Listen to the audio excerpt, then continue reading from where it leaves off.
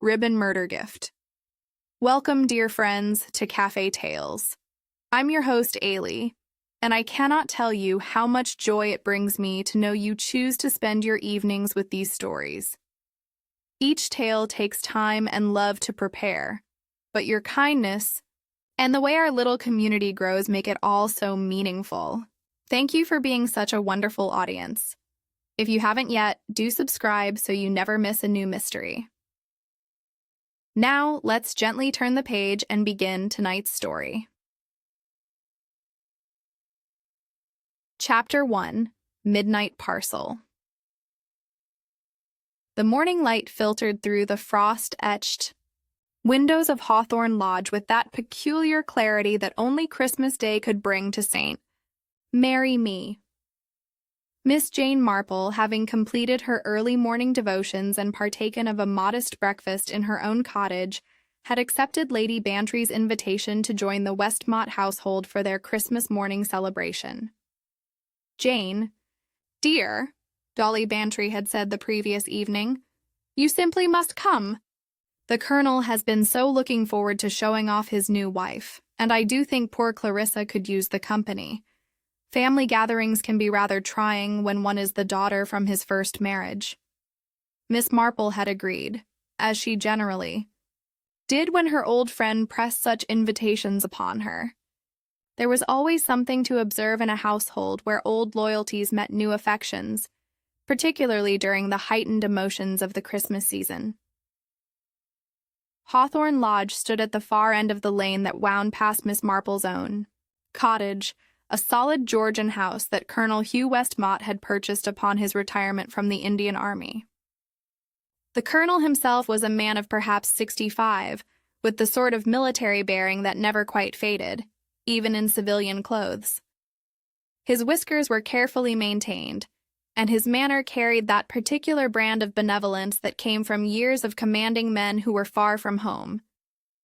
"Miss Marple!" he boomed as she was shown into the morning room, where the family had gathered around a table laden with parcels wrapped in gay papers and tied with ribbons of every conceivable color. "Delighted you could join us. Sylvia has been quite insisting that Christmas morning isn't complete without neighbors to share the joy." Sylvia Westmont rose from her chair with the graceful movement of a woman conscious of her own charm.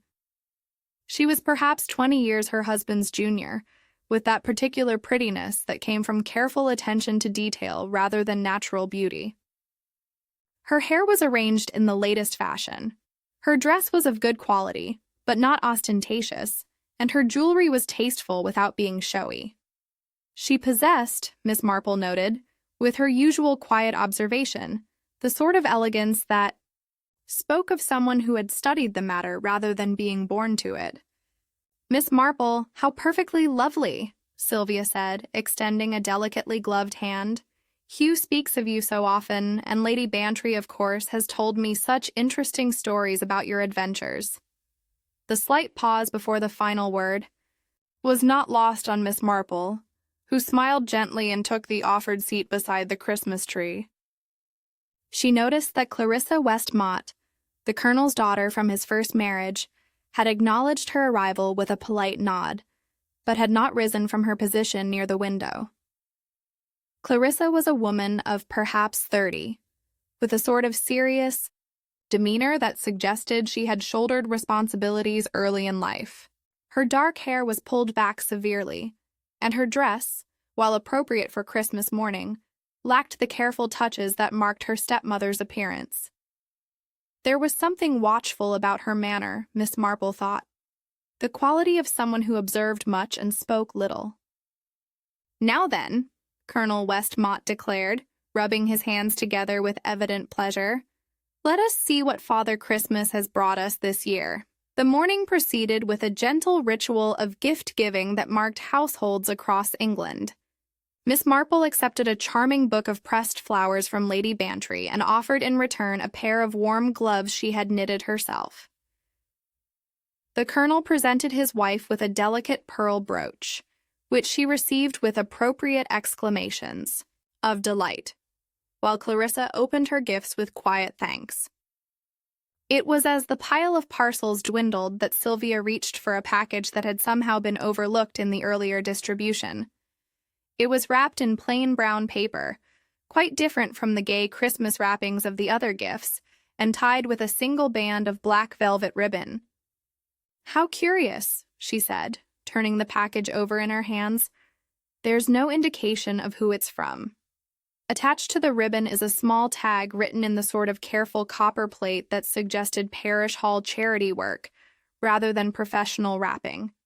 Upon it, in neat letters, is written simply, "For supper, wear me." "How mysterious," Lady Bantry laughed. "A secret admirer, perhaps?" Sylvia's laugh tinkled like silver bells, though Miss Marple noticed that Clarissa's expression had grown even more watchful. "How delightfully romantic! Hugh, you haven't been keeping secrets from me, have you?" The Colonel protested his innocence with good humor, and Sylvia carefully untied the black velvet ribbon. Inside the brown paper was a small white box, and, nestled within that upon a bed of cotton wool, lay a slender choker of black velvet with a tiny jet slide. "Oh, how perfectly charming!" Sylvia exclaimed, lifting the choker to the light. "How daringly old-fashioned! It's exactly the sort of thing one might wear with that new black dress from London." She fastened it about her throat immediately, the jet slide catching the morning light with a subdued gleam. Miss Marple found herself studying the ribbon that had bound the package, which Sylvia had carelessly discarded beside her chair. There was something about the ends that caught her attention. They appeared to have been cut twice, first in a diagonal slice and then again straight across, leaving the peculiar appearance of ribbon that had been trimmed and then retrimmed for neatness. "It suits you perfectly, my dear," the Colonel said warmly, though I confess myself puzzled as to who might have sent it. "Perhaps it's from someone at the parish wrapping bee," Lady Bantry suggested. "I heard there was quite a gathering at the hall last evening to prepare parcels for the Christmas charity baskets." At this mention of the parish hall, Miss Marple noticed that Clarissa had turned even more toward the window, though whether from discomfort or mere coincidence, it was impossible to say. The morning continued with its gentle pleasures, but Miss Marple found her attention returning repeatedly to the discarded black ribbon and its oddly recut ends. As they prepared to leave for church services, Sylvia complained of a dry mouth. "I do hope I'm not taking ill," she said, pressing a hand to her throat just below the new choker. "Perhaps it's the excitement of Christmas morning." "Nonsense, my dear," the Colonel assured her. "A touch of the Christmas spirit and rich food, nothing more. A glass of lemonade will set you right." But Miss Marple, observing from her chair by the fire, noticed how Sylvia's hand lingered at her throat, and how, quite unconsciously, she had taken the tip of the black velvet ribbon between her lips for a moment, as if to thread it more securely through the jet slide. "One always did that," Miss Marple murmured to herself, "when one had a hat with ties." The observation meant nothing to anyone else in the room, but it lodged itself in Miss Marple's memory with the persistence of all small, seemingly insignificant, details that would later prove to matter very much indeed. Chapter 2. Black Velvet, Dry Mouth. The Christmas service at St. Mary Me proceeded with its familiar comfort of ancient words and well-loved carols, though Miss Marple found her attention wandering more than was entirely proper. From her usual pew, she could observe the Westmont family in their accustomed place 3 rows forward, and she noticed that Sylvia continued to touch her throat frequently, adjusting the black velvet choker with what seemed an unconscious gesture. The Reverend Leonard Clement had chosen for his text that morning a passage about the gifts of the Magi, which seemed particularly appropriate given the morning's events. His wife, Griselda, resplendent in a new hat that suggested the successful conclusion of her annual campaign for Christmas millinery funds, caught Miss Marple's eye and smiled warmly. The young Mrs. Clement had developed a genuine fondness for the elderly spinster, who had proven so helpful in various parish difficulties. After the service, as the congregation lingered in the churchyard, exchanging Christmas greetings and admiring one another's finery, Miss Marple found herself approached by Mrs. Prudence Merton, the chemist's wife. Prim was a brisk, practical woman who had taken on many of the organizational duties that kept St. Mary Me's charitable efforts running smoothly. "Miss Marple," she said, slightly breathless from her hurried approach. "I do hope you'll forgive me mentioning it, but I couldn't help noticing Mrs. Westmott's lovely choker this morning. Such an unusual piece, quite Victorian, isn't it?" "Indeed," Miss Marple agreed mildly. "She mentioned it was an anonymous gift." "How romantic," Mrs. Merton said, though her tone suggested she found such gestures more puzzling than romantic. "I only wondered because we had quite a number of people at the parish hall last evening for the charity wrapping, and there was some talk about missing supplies. Nothing important, you understand, but when one is responsible for the Women's Institute cupboard, one does like to know where things have gone." Miss Marple's knitting needles, never idle even during conversation, clicked with gentle rhythm. "What sort of supplies, dear?" "Oh, nothing of value," Mrs. Merton replied quickly. "Some old fly papers we'd been meaning to dispose of. Dreadful old-fashioned things from before the war. Quite dangerous, really, with that arsenical coating, but they seem to have disappeared from the cupboard, and neither Mrs. Blunt nor I can recall moving them." At the mention of Mrs. Blunt, Miss Marple looked around the churchyard until she spotted Kitty Blunt near the lich gate, deep in conversation with several other women. Mrs. Blunt was the sort of person who seemed to materialize wherever there was work to be done. A small, neat woman with clever fingers and an encyclopedic knowledge of everyone's business, though she was generally too kind-hearted to make malicious use of such information. "Mrs. Blunt did such beautiful work with the gift wrapping last evening," Miss Marple observed. "Her bows are always so perfectly executed." "Oh yes, Kitty has wonderful hands for detail work," Mrs. Merton agreed. "She tied nearly half the ribbons for the charity baskets. Such patience. I'm afraid I haven't the temperament for such fiddly work myself." As they spoke, Miss Marple noticed that Sylvia Westmott had approached the church water tap near the vestry door and was taking several sips directly from her cupped hands. The gesture seemed oddly desperate for someone at a social gathering, and Colonel Westmott hurried to her side with evident concern. "My dear, are you quite well?" His voice carried clearly across the churchyard. "You seem rather piqued." "It's this dreadful dry mouth," Sylvia replied, dabbing at her lips with a handkerchief. "I can't seem to quench my thirst today. Perhaps I'm taking a chill." Dr. Haydock, who had been examining the new memorial tablet with a sort of professional interest he brought to all matters of mortality, overheard and approached the little group. "Christmas excitement," he pronounced after a brief examination of Sylvia's coloring. "Rich food and too much sentiment. I prescribe a quiet afternoon and perhaps some plain tea." But Miss Marple, observing from her position near the church door, noticed something that the good doctor had missed. As Sylvia had bent to drink from the tap, the black velvet choker had shifted slightly, and in that moment of adjustment, she had quite unconsciously drawn one end of the ribbon through her lips. The same gesture Miss Marple had observed that morning when Sylvia had threaded the ribbon through the jet slide. The party from Hawthorne Lodge departed for their Christmas luncheon, but not before Miss Marple had noted one more detail. As Sylvia settled into the Colonel's motor car, she removed a small mirror from her handbag to check her appearance. The brief glimpse Miss Marple caught of the mirror's surface showed a tiny greenish smear at the edge, the sort of mark that might be left by lips that had touched something other than rouge or powder. The remainder of Christmas Day passed quietly for Miss Marple, who shared her own modest celebration with her faithful servant Amy. But as evening approached, she found herself increasingly restless, her knitting lying neglected in her lap as she gazed out at the lane that led to Hawthorne Lodge. It was nearly 11 when the telephone rang, a jarring intrusion into the peaceful Christmas night.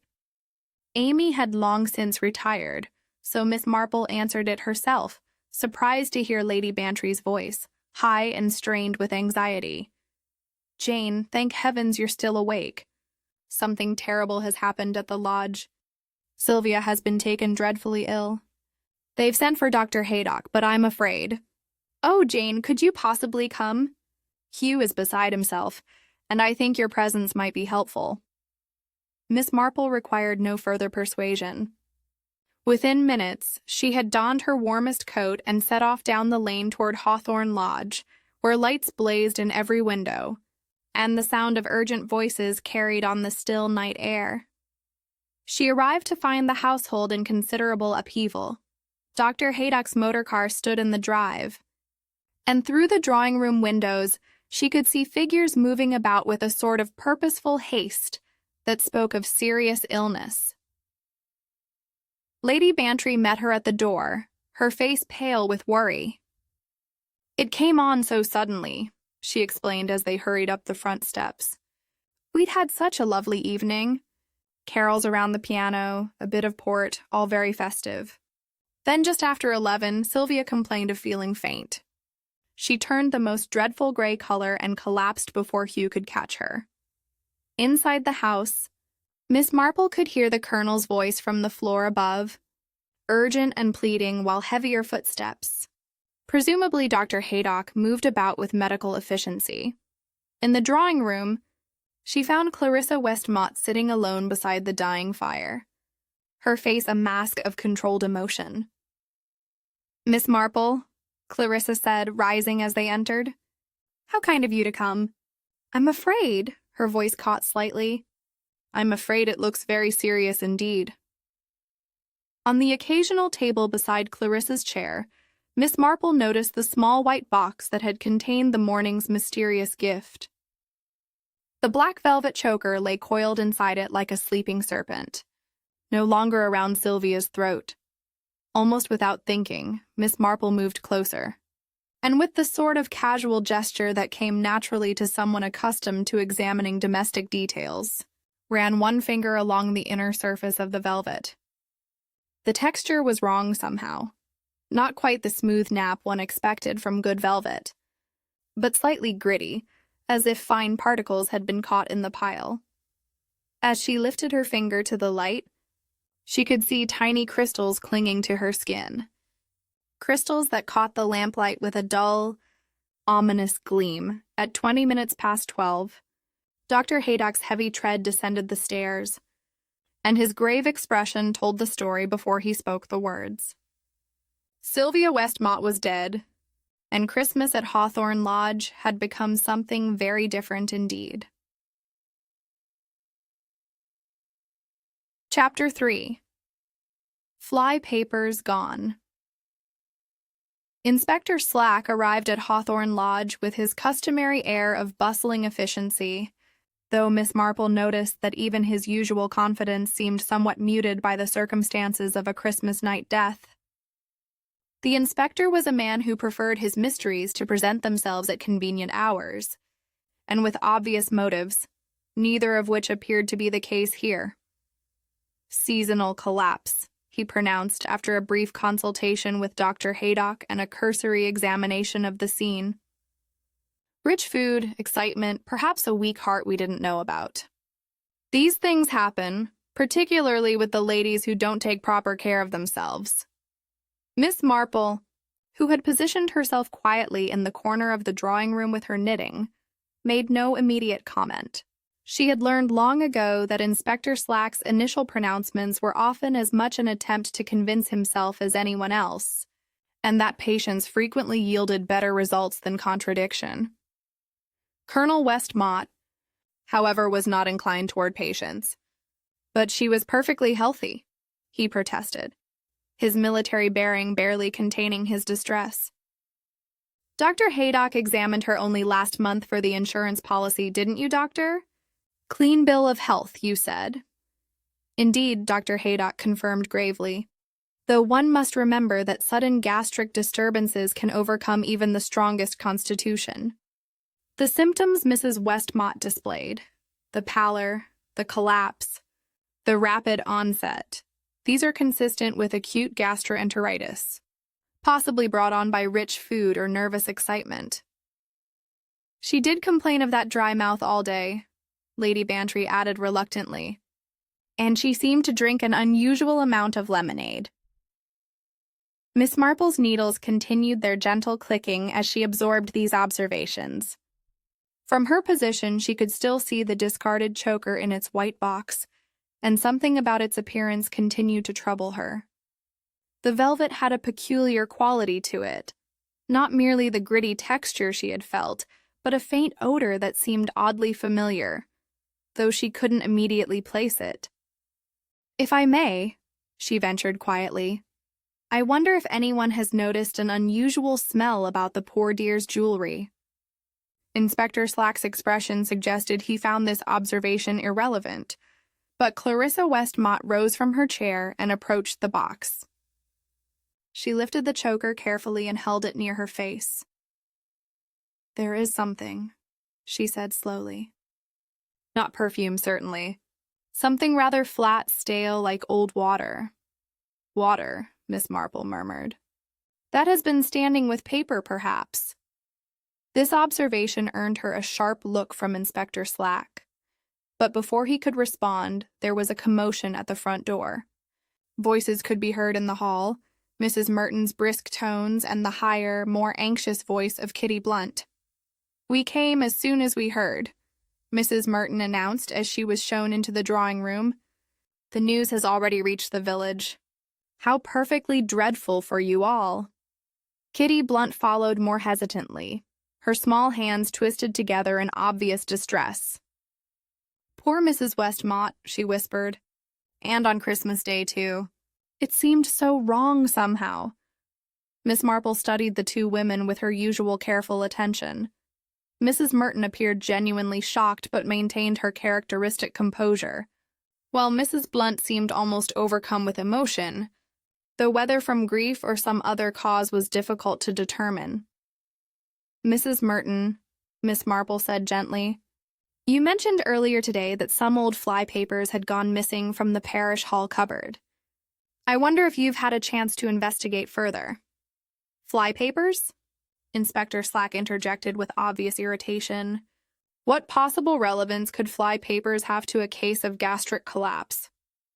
But Mrs. Merton had gone quite pale, and her practical mind had evidently made connections that the inspectors had not. "You don't mean to suggest," she began, then stopped herself with visible effort. "Perhaps," Miss Marple suggested mildly, "we might take a look at the parish hall in the morning. If there are indeed missing supplies, it might be wise to account for them, particularly if they were of a hazardous nature." The suggestion was met with various degrees of enthusiasm, but Inspector Slack, faced with the combined pressure of Miss Marple's gentle persistence and the growing unease of the assembled company, grudgingly agreed to investigate. The following morning dawned gray and cold with the peculiar emptiness that follows Christmas Day. Miss Marple, having spent a largely sleepless night turning various possibilities over in her mind, was ready when Inspector Slack called for her at 9 Towines. The parish hall stood at the end of the village green, a modest building that served the community for everything from wedding receptions to women's institute meetings. Mrs. Merton met them at the door with keys in hand, and her usual efficiency somewhat dampened by obvious anxiety.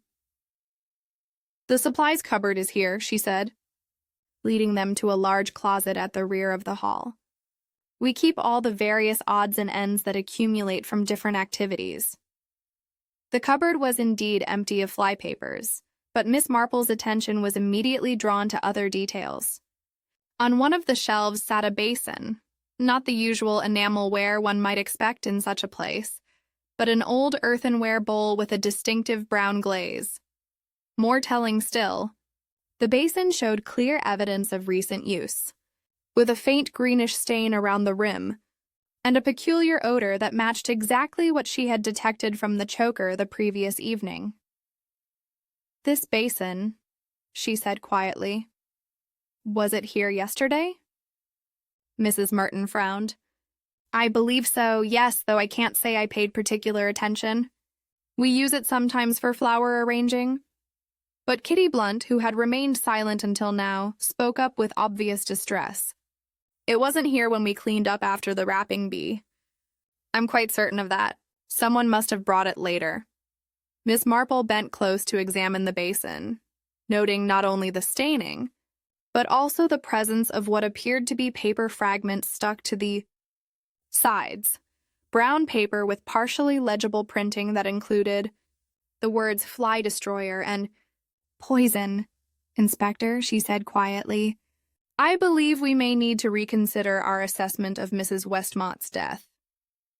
Near the basin, almost hidden behind a stack of hymn books, lay a damp rag that had dried into stiff folds. When Miss Marple lifted it carefully, the same distinctive odor arose, the smell of old water and dissolved paper, with an undertone that reminded her uncomfortably of the chemistry lessons of her youth. Inspector Slack, faced with this accumulating evidence, could no longer maintain his position that Sylvia Westmott had died of natural causes. As he made notes about the basin and its contents, Miss Marple found herself thinking about the particular wickedness of a method that turned the very domesticity of ribbons and jewelry into instruments of death. "There's something else," Kitty Blunt said suddenly, her voice barely above a whisper. "About the wrapping last night. I used 2 identical spools of black velvet ribbon from our supply box. I remember it distinctly because they were the only ones we had. But this morning," she moved to another cupboard and withdrew a cardboard box. "This morning there's only 1 spool left. And it's been cut." She held up the remaining spool, and Miss Marple could see immediately what she meant. The paper core showed a clean slice where someone had removed a considerable length of ribbon, then attempted to rewrap the remainder to conceal the theft. "Moreover," Kitty continued with growing distress, "the way the ends are finished isn't my work at all. I always cut ribbon on the diagonal to prevent fraying, but this has been cut straight across and then trimmed again." Miss Marple nodded thoughtfully. The picture was becoming clearer, though the identity of the person responsible remained tantalizingly just beyond reach. Someone with access to the parish hall, knowledge of the flypaper's location, and the skill to prepare a sophisticated method of poisoning had carefully planned Sylvia Westmott's death. What remained to be discovered was why, and more importantly, who possessed both the opportunity and the particular domestic knowledge that such a crime required. Chapter 4. Anonymous. To get at the discovery at the parish hall had transformed what Inspector Slack had dismissed as a seasonal tragedy into something far more sinister. By the time they returned to Hawthorne Lodge, the inspector's manner had undergone a complete transformation. Gone was his blustery confidence, replaced by the methodical attention to detail that marked his more serious investigations. "Now then," he announced to the assembled household, "I shall need to examine everything connected with that choker. Every scrap of paper, every bit of ribbon, everything." Miss Marple, settling herself once again in her corner with her knitting, watched as the various components of the mysterious gift were laid out upon the drawing-room table. The brown wrapping paper carefully smoothed flat, the white gift box with its cotton wool padding, the black velvet choker itself coiled like a serpent in the afternoon light, and finally the small tag that had been tied to the ribbon with such innocent-seeming words, "For supper, wear me." It was Clarissa who made the first observation, leaning forward to examine the tag more closely. "This isn't from a shop," she said quietly. "Look at the paper. It's the same stock we use for the parish charity labels." Inspector Slack produced his magnifying glass and studied the tag with new interest. "You're quite right. Miss Westmott. In fact," he paused, holding the tag up to the light, There appears to be something printed underneath the writing, faint but visible if you know what to look for. Miss Marple set down her knitting and approached the table. "May I?" she asked gently, and when the inspector handed her the glass, she examined the tag with the sort of methodical care she might have applied to a particularly complex piece of needlework. "Hampers," she said after a moment. "That's what it says underneath. This tag has been cut down from a larger label. You can see where the edges have been trimmed and new holes punched for the string." The implications of this discovery settled over the room like a cold draft. Someone had deliberately chosen to use parish supplies for this anonymous gift. Someone who had access to the label stock and knew exactly where to find it. Lady Bantry, who'd been unusually quiet since the previous evening's tragedy, spoke up with obvious reluctance. "I'm afraid I must tell you something, Inspector, about the charity hamper labels. They're kept in the same cupboard as the other supplies, the same cupboard where the flypapers were stored." "And who has access to that cupboard?" Inspector Slack inquired, though Miss Marple suspected they all knew the answer. "The committee members," Lady Bantry replied. "Mrs. Merton, myself, Mrs. Blunt, and—" she hesitated. "And Mrs. Westmott. Sylvia took over the organization of the Christmas hampers this year." Colonel Westmott, who had been standing silently by the window, turned sharply at this information. Sylvia never mentioned having keys to the parish hall cupboards. "Oh, she didn't need keys," Lady Bantry explained. "The committee meets there regularly, and the cupboards are only locked when the hall itself is secured. During yesterday's wrapping bee, everything would have been accessible." Miss Marple had moved on to examine the string that had bound the package, and her observations were proving equally illuminating. "This is ordinary shop twine," she murmured. "But the knot is interesting. See here." She indicated a particular twist in the binding. "This is what we used to call a double-loop bow. Quite distinctive, and rather difficult to tie properly unless one has had considerable practice." Kitty Blunt, who had been invited to remain for questioning, flushed slightly at this observation. That's the way I tie all my bows," she admitted. "I learned it from my grandmother. She was particular about such things." "Indeed," Miss Marple agreed mildly, "and very beautiful work it is, too." However, she paused to examine the choker itself. "The knot that secures the ribbon to the jet slide is quite different, much less neat, and the ends aren't turned under, as one might expect from someone who takes pride in their finishing work." This observation seemed to distress Kitty Blunt considerably. "But that's impossible," she protested. "I never worked on any choker yesterday evening. All the gifts I wrapped were for the charity baskets, children's toys, and household items. Nothing like jewelry." Inspector Slack was making careful notes, but Miss Marple could see that he was struggling to piece together the implications of these various discoveries.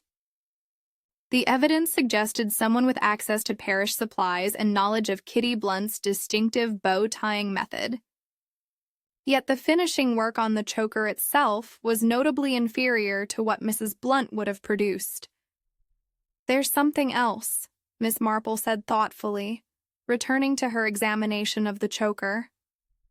"The ribbon ends show a peculiar sort of wear, not the clean cut one would expect from a proper pair of sewing scissors, but something more ragged, as if they had been cut, then trimmed again with a different implement." She held the ribbon up to the light, and the others could see what she meant. The velvet ends showed not one clean slice, but evidence of multiple cuts, first a diagonal trim, then a straight cut across, and finally what appeared to be small nips to remove loose threads. "Most curious," Dr. Haydick observed. He had returned to conduct a more thorough post-mortem examination and had remained to hear the results of the parish hall investigation. "It suggests someone who was perhaps improvising, making corrections to work that wasn't quite right the first time." Clarissa Westmott had been listening to these exchanges with growing power and now she spoke up with obvious distress. "I think I should tell you something, Inspector. Something I noticed yesterday morning, but didn't think important at the time." All eyes turned to her, and she continued with visible effort. "When Sylvia was adjusting the choker at breakfast, I noticed that she had a habit of wetting the ribbon tip with her lips when threading it through the slide. She said it was something one always did with ribbon ties, an old-fashioned trick to make them easier to thread." The significance of this observation was not lost on anyone present. If the ribbon had been treated with some sort of poison, then the very act of wearing and adjusting the choker would have ensured that the toxin was ingested. Miss Marple nodded slowly. That would explain the dry mouth she complained of throughout the day and the increasing thirst. The poor dear was quite literally poisoning herself with each adjustment of a new gift. The room fell silent as the full horror of the crime became apparent. "The question now," Inspector Slack said grimly, "is who possessed both the opportunity and the specialized knowledge necessary to prepare such a device, and more importantly, why they should wish Mrs. Westmont dead." Miss Marple resumed her knitting, her needles clicking with thoughtful rhythm. The technical aspects of the crime were becoming clear, but the human motivations remained obscure. In her experience, such elaborate methods usually sprang from equally complex emotional circumstances, and in a household where old loyalties met new affections, there were always undercurrents that might not be immediately apparent to casual observation. The investigation was far from over, but already the careful domesticity of the crime suggested a perpetrator who understood not just the mechanics of poison, but the intimate habits of daily life that would make such a method effective. Chapter 5. Basin by the Scullery Fire. The afternoon shadows were lengthening when Miss Marple made her request, couched in the sort of gentle language that made refusal seem churlish rather than sensible. "Inspector," she said, setting aside her knitting with deliberate care, "I wonder if it might be possible to examine the domestic arrangements here at the lodge. In my experience, crimes of this particular nature often leave traces in the most mundane places." Inspector Slack, who had been growing increasingly frustrated with the accumulating evidence that seemed to point in several directions at once, was inclined to grasp at any suggestion that might bring clarity to the investigation. "What sort of traces, Miss Marple?" "Well," she replied thoughtfully, "if someone prepared that dreadful solution from the fly papers, they would have needed somewhere to do the work. Somewhere with water and privacy and means of disposal for any residue." Colonel West Mott, eager to assist in any way that might bring his wife's killer to justice, immediately offered to show them through the house. "The servants have the day off." "Of course," he explained as he led them toward the rear of the building. "Boxing Day privilege. There's only cook's niece helping in the kitchen today." The scullery at Hawthorne Lodge was a typical example of its kind, a practical room designed for the messier aspects of household management. It contained the usual complement of deep sinks, scrubbing boards, and storage shelves, along with a small but efficient range that provided both heat and hot water for the washing up. Miss Marple moved through the space with a sort of systematic attention she might have applied to spring cleaning, noting the arrangement of implements and the telltale signs of recent activity. It was beside the range that she made her first significant discovery. "Inspector," she called quietly, "would you come and look at this?" In the ashes beside the fire sat a cracked earthenware basin, not unlike the one they had found at the parish hall, but older and showing obvious signs of recent thermal stress. Around the inner rim was a distinctive greenish stain that seemed to have been baked into the glaze by exposure to heat. "Someone has been burning evidence," Inspector Slack observed grimly, kneeling to examine the basin more closely. "Indeed," Miss Marple agreed, "and not entirely successfully, I'm afraid." She directed his attention to several fragments of brown paper that had escaped complete destruction, lodged between the basin and the fire bricks. Careful extraction revealed partial words in the sort of bold typography used for product warnings. Fly Destroyer was clearly visible on one piece, while another bore the ominous word poison in letters that had been only partially consumed by the flames. Whoever did this, Miss Marple observed, was perhaps not as thorough as they might have been, or possibly they were working under some pressure of time. Their examination of the scullery yielded further evidence of hasty cleanup. The kitchen scissors, hanging in their usual place beside the range, bore minute scratches along the blades and a peculiar tacky residue near the pivot point that suggested they had been used to cut something more substantial than everyday kitchen materials. "May I?" Miss Marple asked, and with the Colonel's permission, she examined the scissors more closely. "These have been used recently to cut something crystalline," she announced after careful inspection. "You can see the tiny scoring marks where the blades have encountered hard particles." In the waste bin beside the scullery door, they found additional evidence, a length of black velvet ribbon considerably longer than what had been used for the choker, with one end showing the characteristic mottled appearance of fabric that had been treated with some sort of liquid solution. "This tells us something important," Miss Marple said, holding the discarded ribbon up to the light. "Our perpetrator prepared more material than was actually needed and discarded the excess. It suggests either inexperience with the method, or perhaps the need to ensure they had sufficient treated ribbon to complete their work." Inspector Slack was making careful notes of each discovery, but Miss Marple could see that he was still struggling to connect these physical evidences with a particular individual.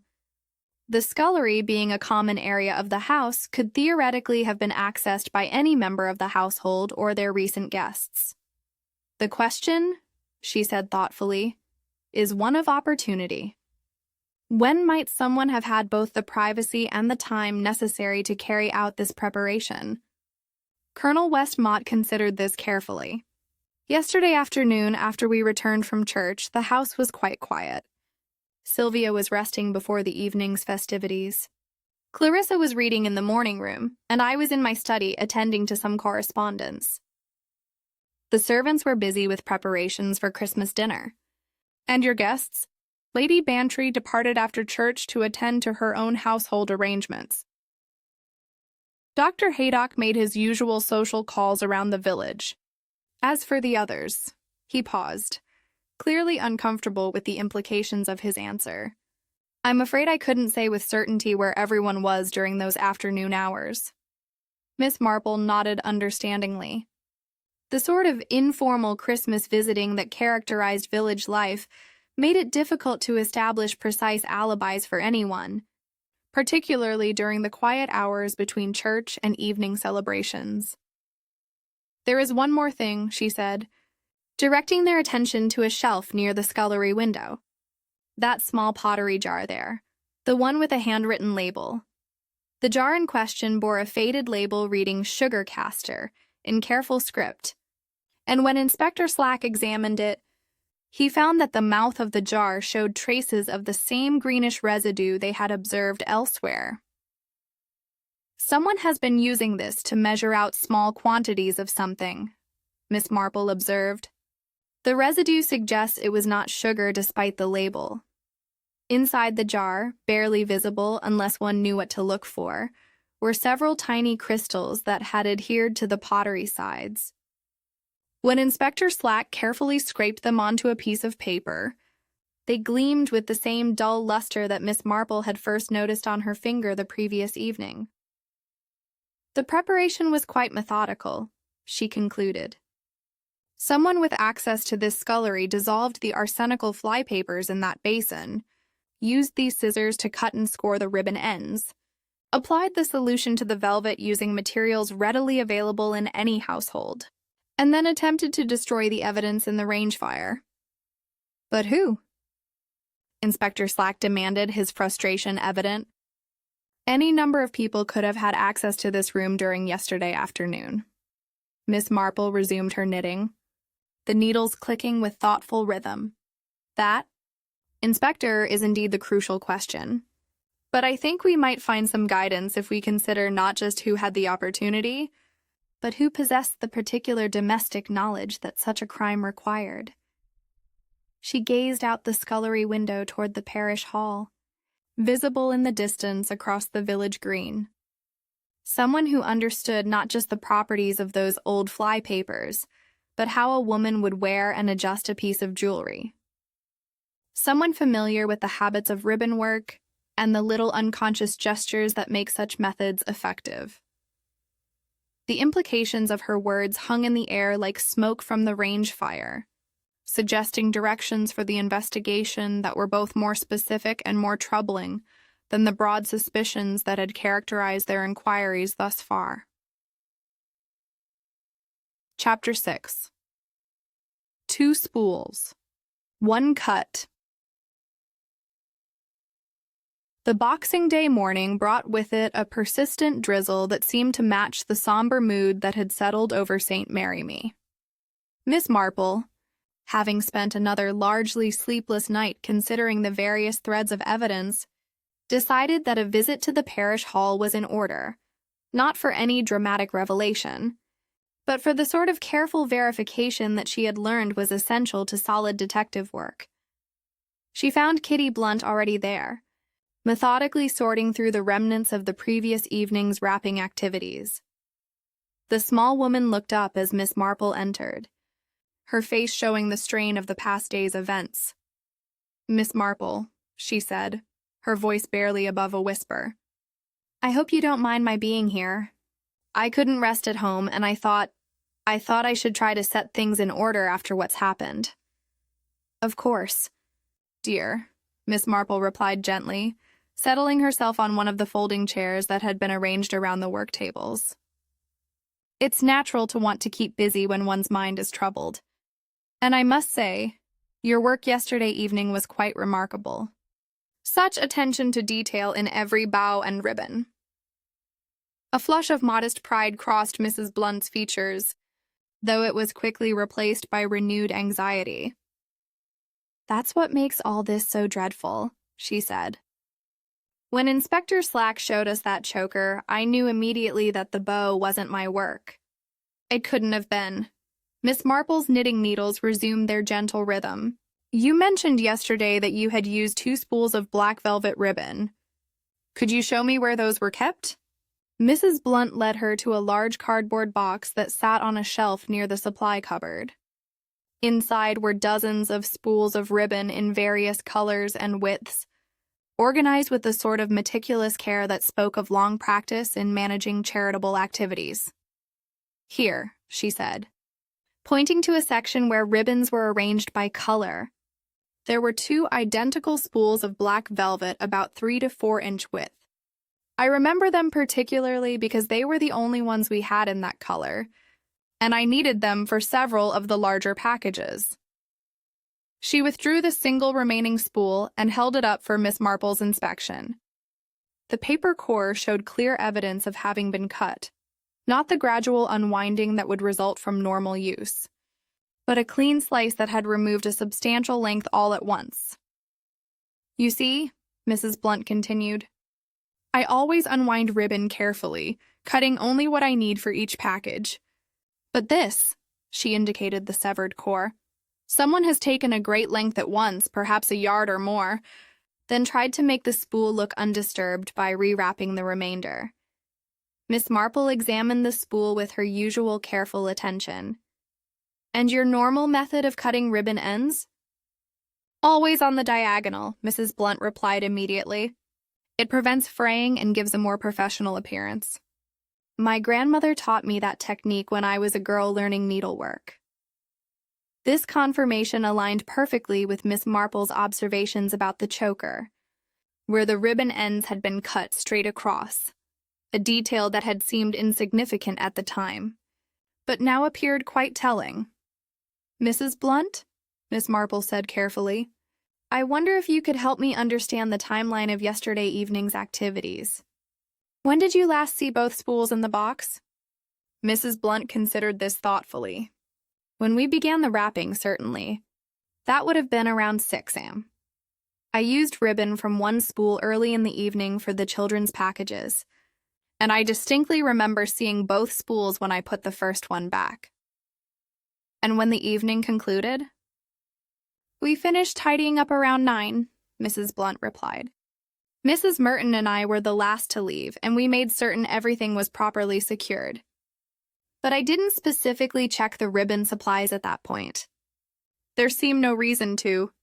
Miss Marple nodded thoughtfully. This suggested that the theft of the ribbon had occurred either during the wrapping activity itself when people were moving freely about the hall or afterward by someone who had retained access to the building. Who else was present during the evening's activities? The usual committee, of course. Mrs. Merton, Lady Bantry, myself, and Mrs. West Mott came for a short while to check on our progress. She was quite pleased with how everything was proceeding. Mrs. Blunt paused, her expression growing troubled. And there were several others who stopped by to help or to deliver last-minute contributions. Mr. Denton brought some additional boxes, and Clarissa West Mott came to collect some items for her father's hamper contributions. This information was particularly interesting to Miss Marple.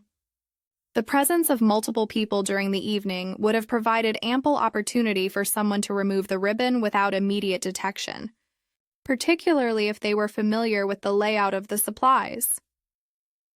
Tell me about the ribbon-cutting technique you observed on the choker, Miss Marple requested. What specifically made you certain it wasn't your work? Mrs. Blunt's response was immediate and definitive. The ends were wrong entirely. Cut straight across, rather crudely, and then trimmed again as if someone had made a mistake and tried to correct it. And there were tiny loose threads that hadn't been properly sealed, something I would never allow in any work bearing my name. She demonstrated with a scrap of ribbon from another spool, showing how her diagonal cuts created clean, finished edges that required no additional trimming. Moreover, she continued, the way the ribbon was threaded through that jet slide was quite wrong. Too loose in some places, too tight in others. Someone had clearly struggled with the work. Miss Marple absorbed this information while considering its implications.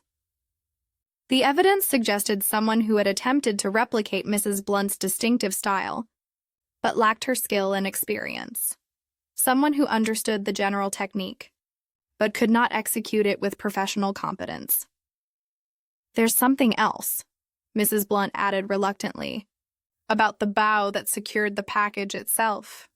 While it was tied in my usual double-loop style, there was something hesitant about it, as if someone had practiced the technique, but hadn't quite mastered the confidence that comes with years of repetition. This observation struck Miss Marple as particularly significant. It suggested not merely someone copying Mrs. Blunt's work, but someone who had specifically studied her methods well enough to attempt reproduction, yet not well enough to achieve genuine mastery. Mrs. Blunt, she said gently, in your opinion, who among your acquaintances would be most familiar with your ribbon-working techniques? The question clearly distressed the small woman, who twisted her hands together in obvious anxiety. Well, anyone who has worked with me on parish activities would have observed my methods. And I did demonstrate the double-loop bow at the Women's Institute meeting last month. Several people commented on the technique.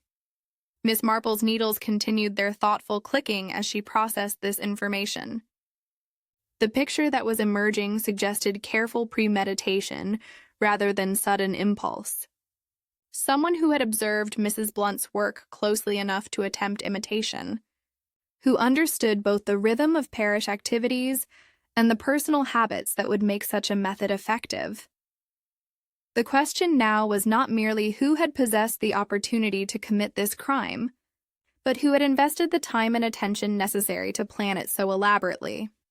In Miss Marple's experience, such meticulous preparation usually sprang from equally deep-seated motivation. And in the apparently harmonious world of village life, such feelings often lay hidden beneath surfaces of perfect respectability.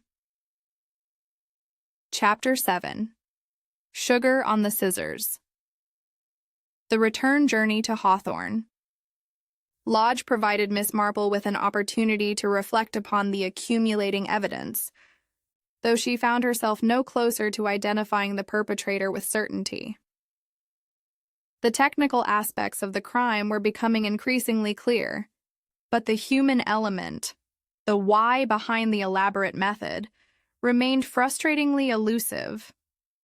She arrived to find Inspector Slack in an animated discussion with Dr. Haydock in the morning room, their conversation ceasing abruptly as she was announced. Both men wore the sort of expression that suggested they had been debating matters of considerable significance. "Miss Marple," the inspector greeted her with evident relief, "Dr. Haydock has completed his examination, and I think you'll find his conclusions illuminating."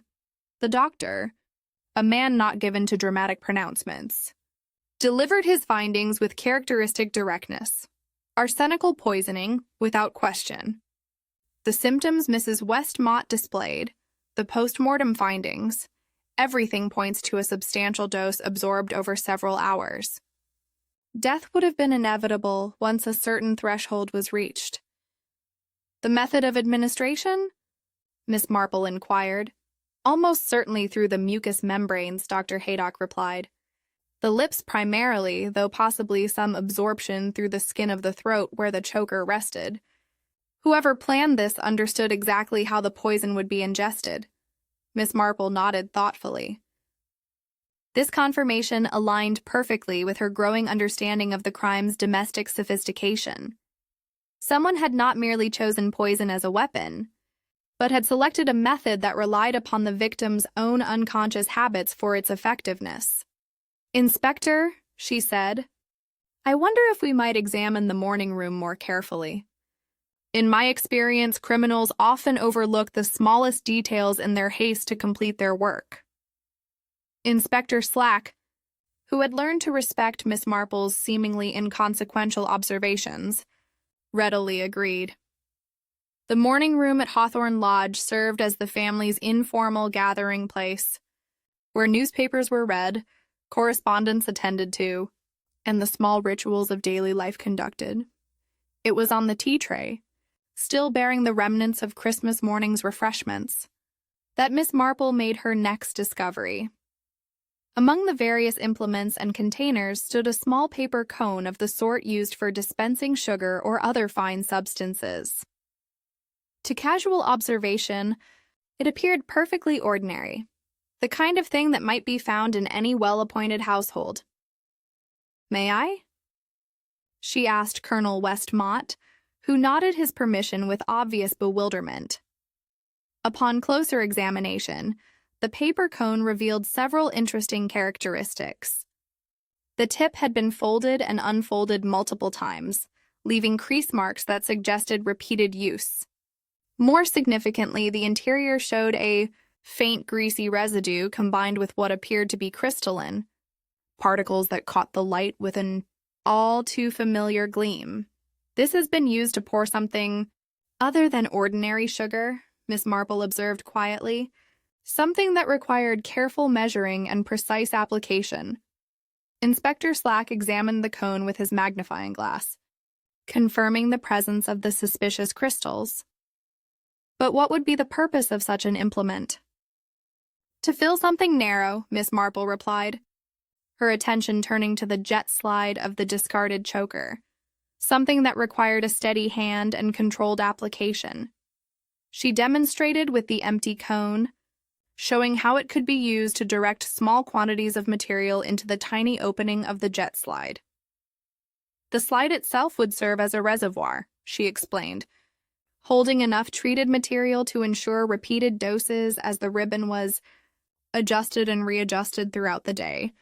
The ingenuity of the method was becoming apparent, not merely the application of poison to the ribbon surface, but the creation of a concentrated source within the jewelry itself, ensuring that each time Sylvia had moistened the ribbon tip or adjusted the choker's position, she had received another dose of the lethal substance.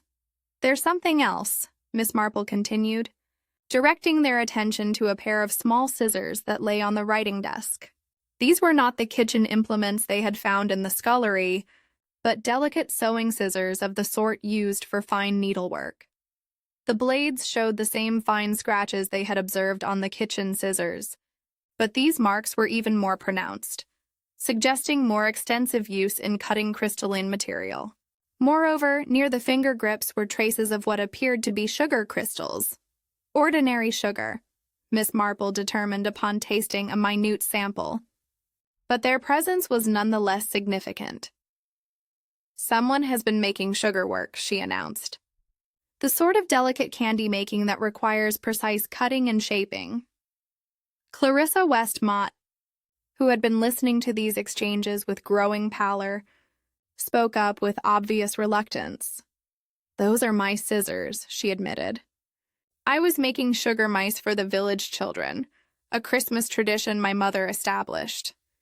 I always prepare them on Christmas Eve for distribution on Boxing Day."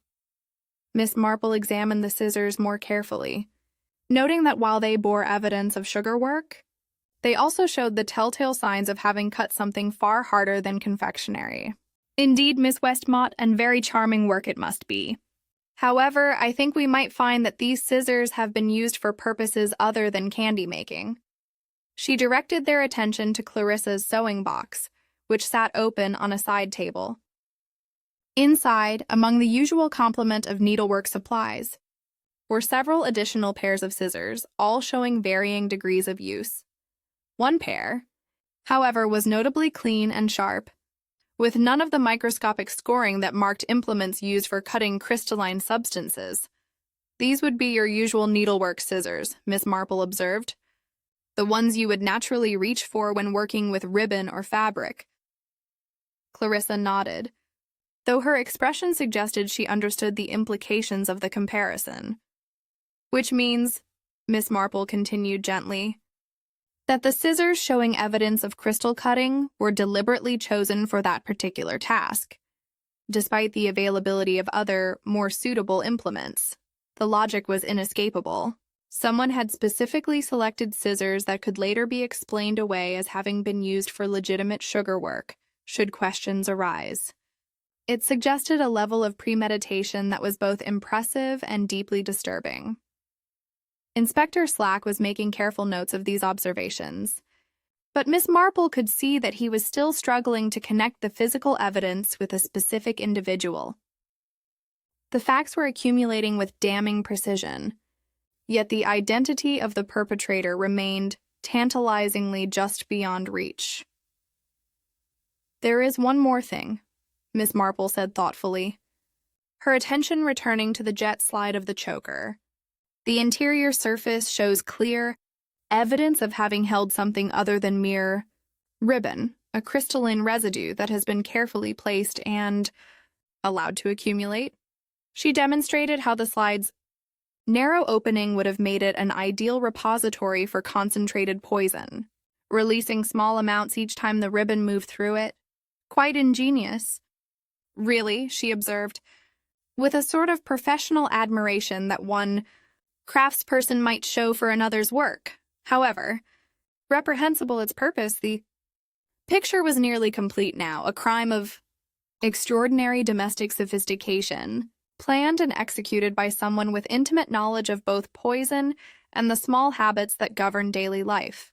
What remained was to identify which member of their small community possessed both the technical knowledge and the emotional motivation necessary for such an elaborate revenge. Chapter 8. The Chemist's Ledger. The afternoon was well advanced when Miss Marple suggested what she termed a small constitutional to Merton's, a chemist shop in the village center. Inspector Slack, who had begun to recognize the significance of her seemingly casual proposals, accompanied her with considerably more enthusiasm than he might have shown earlier in the investigation. The shop itself was typical of its kind, a narrow establishment, with high wooden shelves lined with bottles and jars, the air redolent with a particular mixture of carbolic soap, lavender water, and mysterious pharmaceutical compounds that mark such places throughout England. Behind the polished counter stood Prudence Merton, her crisp white apron and businesslike manner suggesting complete competence in all matters relating to village health and hygiene. "Miss Marple, Inspector," she greeted them with her customary briskness, though Miss Marple detected a certain tension beneath the professional courtesy. "How may I assist you this afternoon?" "Mrs. Merton," Inspector Slack began formally, "I'm afraid we must ask to examine your sales. Records for the past week in connection with the investigation into Mrs. Westmott's death." The effect of this request was immediate and revealing. Mrs. Merton's composure, which had remained steady throughout the previous day's discoveries, showed distinct signs of strain.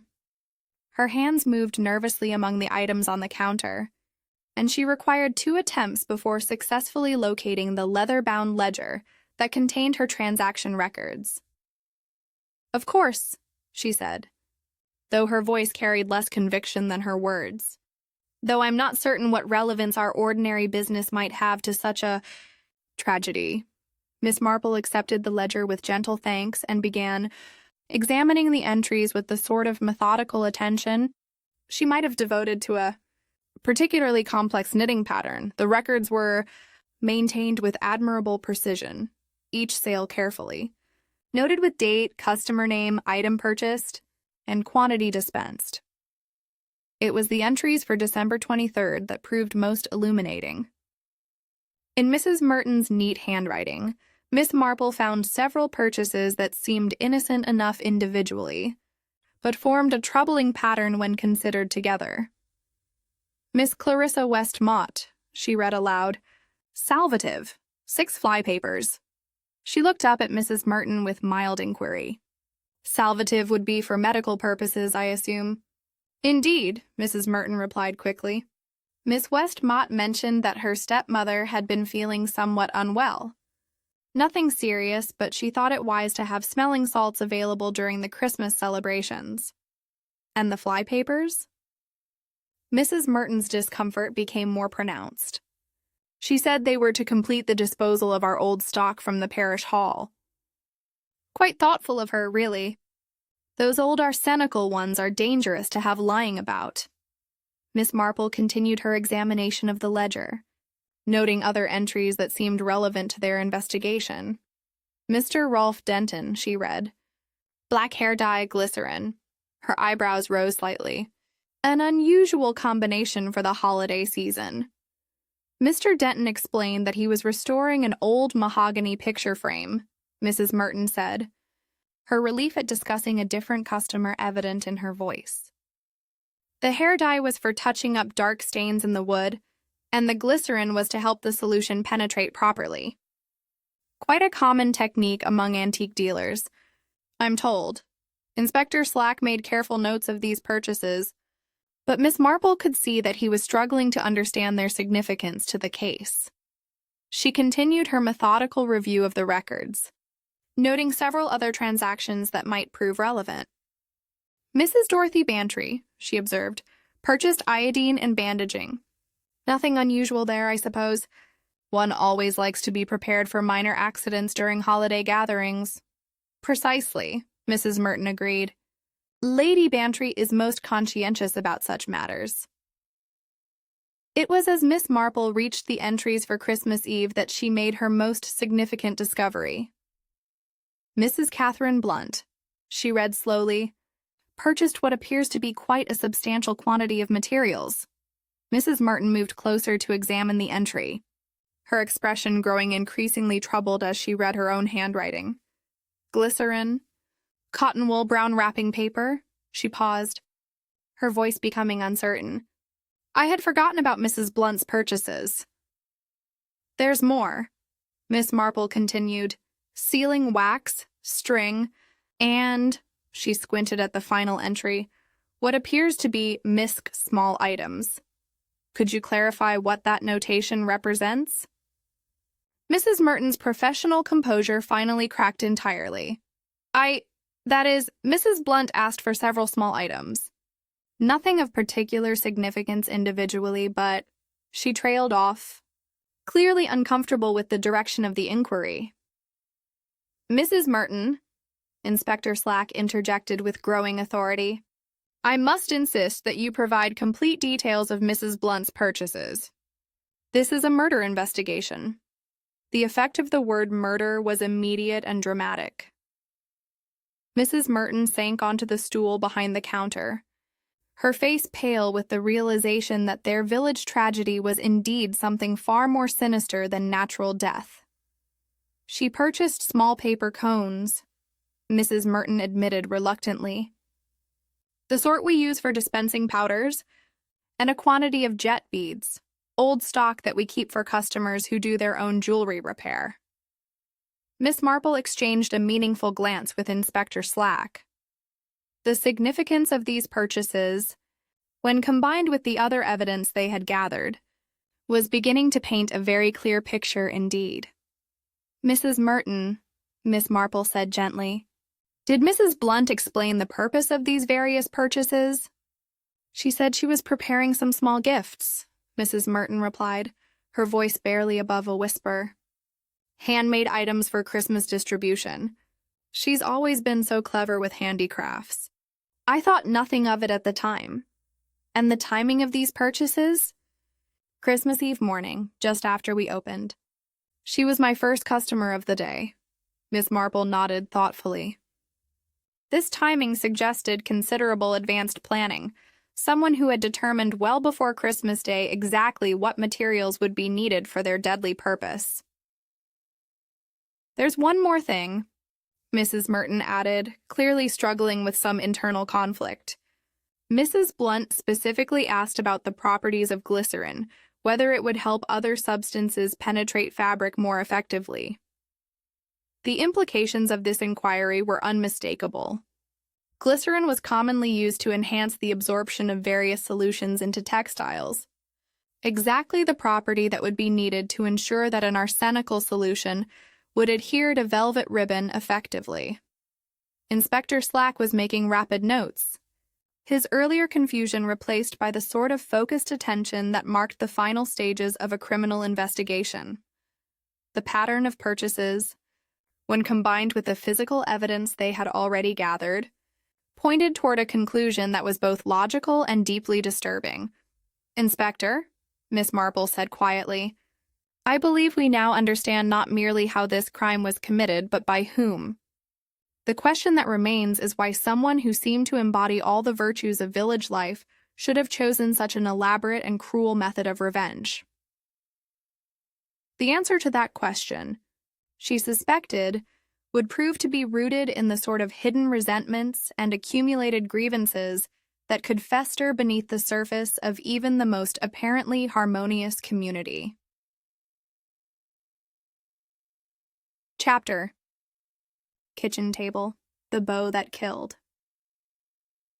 The kitchen at Hawthorne Lodge had become an unlikely courtroom as Miss Marple arranged the various pieces of evidence upon the scrubbed oak table.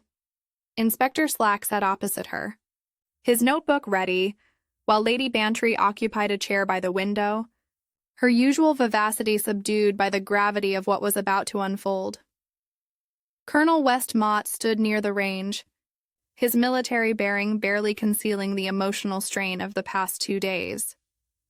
Now then, Miss Marple began, her voice carrying the gentle authority that had characterized so many of her previous explanations. I think it would be helpful if we examined together exactly how this dreadful crime was accomplished. She had laid out the components methodically. The cracked basin from the scullery, fragments of the burned flypaper wrappers, the scored scissors, the paper cone with its telltale residue, and finally the black velvet choker itself, coiled like evidence of humanity's capacity for domestic evil. The method, she continued, was both ingenious and utterly ruthless. Our perpetrator began with the old arsenical flypapers from the parish hall, those dangerous relics from before the war that should have been disposed of years ago. These were soaked in water, probably in that basin we found at the hall, to create a clear solution containing a concentrated dose of arsenic. Inspector Slack nodded grimly. We've confirmed that the residue in both basins contains enough arsenic to kill several people. Indeed. But the truly diabolical aspect was not the poison itself, but the method of delivery. Miss Marple lifted the choker, handling it with evident distaste. A length of black velvet ribbon was treated with this arsenical solution, enhanced with glycerin to ensure proper absorption and adherence to the fabric. The ribbon was then threaded through a jet slide which had been prepared as a reservoir for additional poison, using that paper cone. Lady Bantry pressed a handkerchief to her lips. You mean that poor Sylvia was poisoning herself each time she adjusted the wretched thing? Precisely. The perpetrator understood that a woman wearing such a piece would inevitably moisten the ribbon tip with her lips when threading it through the slide, an unconscious habit so ingrained that the victim would never think to question it. With each adjustment, each small movement of the ribbon, more poison was absorbed. Colonel Westmott's voice was hoarse with emotion. But who could have known about such habits, such intimate details of how a lady would wear her jewelry? Miss Marple's knitting needles resumed their gentle rhythm. Someone with extensive experience in dressmaking and ladies' accessories. Someone who had observed such habits countless times in the course of their work. Someone, in fact, who had spent years studying the small gestures that make up a woman's daily life. The kitchen door opened quietly, and Kitty Blunt entered, her face pale but composed. She'd been summoned by Inspector Slack, ostensibly for further questioning about the parish hall supplies, but Miss Marple suspected that some instinct had told her the truth was finally to be revealed. Mrs. Blunt, Miss Marple said gently, please do sit down. I believe you know why we have asked you here. Kitty took the offered chair with the dignity of someone who had already accepted her fate. Her small hands lay folded in her lap, and she regarded the assembled evidence with a sort of professional interest. A seamstress might show for a particularly complex piece of work. You're going to tell them it was me, she said quietly. And you're quite right, of course. I did kill her. The simple admission sent a shock through the room, though Miss Marple's expression remained compassionate rather than accusatory. The evidence was rather overwhelming, Miss Marple replied. The ribbon work that bore your distinctive style, yet lacked your usual perfection. The theft of materials from the parish hall to which you had access and keys. The purchases from Mrs. Merton's shop. Glycerin, paper cones, jet beads, all the components necessary for your deadly gift. But why? Colonel Westmott demanded, his voice breaking. Sylvia never did you any harm. She was kind to you, encouraging your work. Kitty's composure finally cracked, and years of suppressed resentment poured forth. Kind? She promised me a dressmaking room at the lodge, then withdrew the offer the moment Mr. Denton whispered in her ear about my little ambitions. She laughed at my hopes, said I should be content with parish charity work. There was more, wasn't there? Miss Marple prompted gently. The apprenticeship fund, Kitty whispered. My brother's future depended on that money. Funds donated by good people for the village children. She borrowed it to pay Mr. Denton for some antique nonsense, never meaning to return it.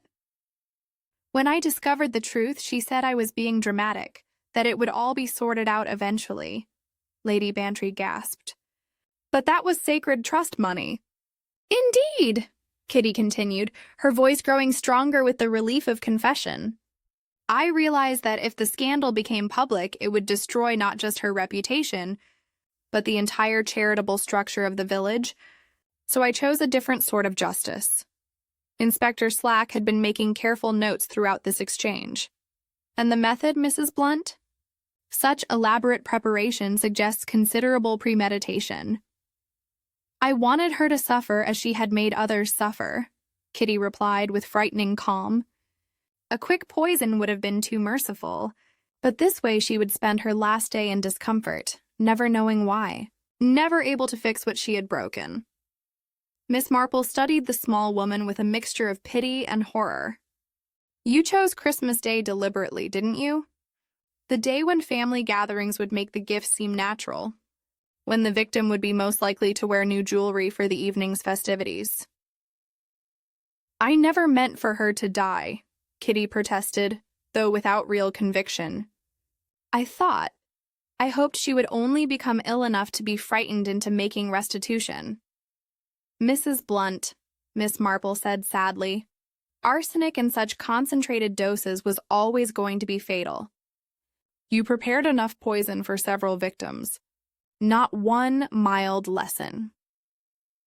The kitchen fell silent except for the ticking of the mantel clock and the soft scratch of Inspector Slack's pen. Finally, Kitty spoke again, her voice barely audible. I suppose you think me a monster, a woman who perverted the domestic arts into instruments of death? I think, Miss Marple replied with infinite gentleness, that you are a woman who allowed justified anger to grow into something terrible. The tragedy is not merely that Mrs. Westmont died, but that your own gifts, your skill, your artistry, your knowledge of the small details that make life beautiful, were turned to such dark purposes. Inspector Slack rose from his chair with official gravity. Catherine Blunt, I arrest you for the murder of Sylvia Westmont. You're not obliged to say anything, but anything you do say may be taken down and used in evidence. As the handcuffs clicked into place, Kitty looked around the kitchen one final time, her gaze lingering on the evidence of her crime. I only wanted justice, she said. Justice for the money stolen from children, for promises broken, for dreams dismissed as unworthy. Justice, Miss Marple observed quietly as they led Kitty away, should never be administered by private hands. That way lies only more tragedy, more broken lives, more families destroyed by the very evil it seeks to remedy. Chapter 10. Aftermath. Tea and Plain Facts. The following afternoon found Miss Marple seated in Lady Bantry's comfortable morning room, where the weak winter sunlight struggled through windows that seemed to reflect the subdued mood that had settled over St. Mary Me. The events of the past few days had cast a shadow over the village that would not soon lift, and even the familiar ritual of afternoon tea carried with it an air of melancholy that no amount of good china could dispel. I still cannot quite believe it, Lady Bantry said, pouring tea with hands that trembled slightly. Kitty Blunt of all people. She seemed the very embodiment of village respectability. Miss Marple accepted her cup with quiet thanks, noting that her friend had chosen the everyday service rather than the best china, a small indication that the normal ceremonies of social life had been disrupted by recent revelations. In my experience, Dolly, those who appear most respectable are often those who have the most to conceal. Mrs. Blunt had spent years observing the lives of others, noting their weaknesses, their habits, their vulnerabilities. Such knowledge can be dangerous in the wrong hands. But to use it for murder? Lady Bantry shuddered. And such a calculated, deliberate murder at that. The planning involved, the attention to detail, is quite horrifying when one thinks about it properly. Through the window they could see the parish hall in the distance. Its familiar outline now, forever associated with darker purposes than charitable activities. Miss Marple followed her. Friends gazed and reflected upon how quickly the innocent could be transformed into the sinister by human malice. The tragedy, she observed, is not merely that Mrs. Westmont died, but that such genuine grievances were allowed to fester into something so destructive. Had Mrs. Blunt spoken publicly about the missing funds, had she sought proper redress through official channels, none of this need have happened. You think her complaints were justified then? Miss Marple considered this carefully. Colonel Westmont has already made full restitution to the apprenticeship fund, which suggests that the money was indeed missing. As for the withdrawn promise of the dressmaking room, That speaks to a thoughtlessness that can be deeply wounding to someone whose pride and livelihood depend upon such opportunities. Lady Bantry set down her teacup with more force than was strictly necessary. But surely such slights, however hurtful, cannot justify taking another person's life. Indeed not, Miss Marple agreed firmly. What disturbs me most is the premeditated nature of the crime. This was not a moment of passion or sudden rage, but a carefully planned revenge that required weeks of preparation. Mrs. Blunt studied her victim's habits, acquired the necessary materials, practiced the required techniques, all while maintaining the appearance of devoted service to the community. The conversation was interrupted by the arrival of Inspector Slack, who had requested permission to call upon them with an update on the investigation's conclusion. His manner, as he was shown into the morning room, carried the satisfaction of a man who had successfully resolved a complex case, though his expression remained appropriately grave. "Ladies," he greeted them formally, "I thought you should know that Mrs. Blunt has provided a complete confession. The details confirm everything that Miss Marple deduced about the method and preparation, and her state of mind." "Was she remorseful?" Miss Marple inquired gently. "Remarkably composed considering the circumstances," Inspector Slack replied. "She seems almost relieved that the truth has finally emerged. She's admitted to everything, the theft of the fly papers, the preparation of the arsenical solution, even the practice sessions with ribbon work to ensure she could replicate her own style convincingly." "Practice sessions?" Lady Bantry murmured with horrified fascination. "She actually rehearsed the murder. According to her confession, she spent several evenings perfecting the technique of treating ribbon with the poison solution and threading it through jet slides. She wanted to ensure that the finished product would appear to be her own work, while containing enough flaws to suggest someone else had attempted to copy her methods." Miss Marple nodded thoughtfully. "A clever touch, that it would have deflected suspicion from her had we not examined the evidence so carefully. She counted on the natural assumption that a killer would not deliberately implicate their own area of expertise." "There's something else," Inspector Slack continued, "about the timing of the crime. Mrs. Blunt has revealed that she originally planned to carry out her revenge much earlier, but the Christmas charity activities provided the perfect opportunity. The wrapping bee gave her access to all the necessary supplies, and Christmas morning ensured that the gift would be opened and worn immediately." "How thoroughly she planned it all," Lady Bantry murmured with horrified fascination. "Even down to choosing a day when the victim would be most likely to display her new jewelry." Miss Marple's knitting needles resumed their gentle rhythm as she contemplated the human elements of the tragedy. "What saddens me most is the waste of genuine talent. Mrs. Blunt possessed remarkable skills. Her needlework was beautiful. Her organizational abilities were exceptional, and her understanding of domestic arts was encyclopedic. All of that knowledge and ability perverted into an instrument of death. Will she hang?" Lady Bantry asked quietly. Inspector Slack's expression grew even more solemn. "That will be for the courts to decide. Though given the premeditated nature of the crime and the particularly cruel method employed, I suspect the outcome is not in doubt." The room fell silent as they contemplated this grim reality. Miss Marple gazed out at the village that had been her home for so many years, noting how the familiar landmarks now carried associations that would never entirely fade. The parish hall, the chemist shop, even Hawthorne Lodge itself, all would forever be connected with this Christmas tragedy. "There's a lesson in all this," she said finally, "about the dangers of allowing grievances to accumulate in silence, about the importance of addressing wrongs before they poison the well of community trust. Mrs. Blunt might have had legitimate complaints, but her chosen method of redress has destroyed far more than one life. You mean the damage to village trust? Lady Bantry asked. Indeed. How many people will now wonder what their neighbors truly think of them? How many acts of kindness will be viewed with suspicion? How many small courtesies will be examined for hidden motives? Miss Marple's voice carried genuine sadness. Mrs. Blunt has wounded the very fabric of community life that she claimed to cherish.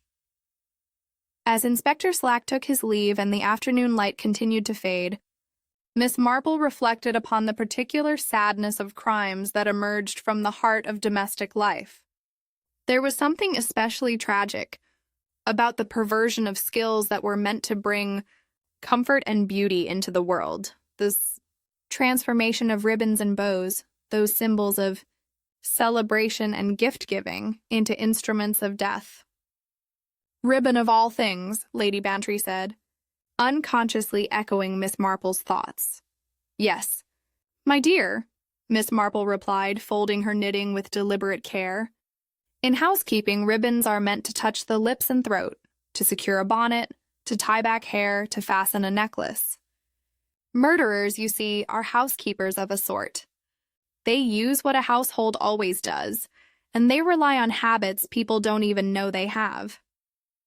As the two friends sat in contemplative silence, the village of St. Mary Me continued its quiet existence around them, forever changed by the knowledge that even the most innocent gestures of daily life could be turned to deadly purpose by a mind consumed with resentment and revenge.